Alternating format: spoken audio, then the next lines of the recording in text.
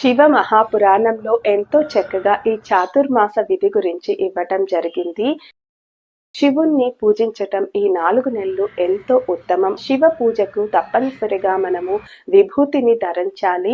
విభూతిని ఓం నమ శివాయ అని చెప్పుకుంటూ ధరించాలి. రుద్రాక్షమాలను కూడా ధరించి శివ పూజ చేయటం ఎంతో ఉత్తమం. మనం శివునికి జలాభిషేకం చేస్తూ 108 మంత్రాలతో జపిస్తూ పూజను చేయటం చాలా మంచిది ఈ 4 నెలలు.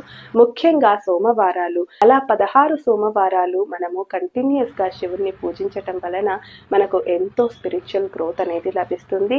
జపం 108 మంత్రాలతో పాటు తపస్సు అంటే ధ్యానం, మీకు ఎంత సమయం మీరు ధ్యానం చేసుకోగలిగితే అంత సమయాన్ని వెచ్చించి శివుని యొక్క ధ్యానం చేయటం, లింగాన్ని మన మదిలో ఉంచుకొని పూజించటం అనేది ఎంతో మంచిది.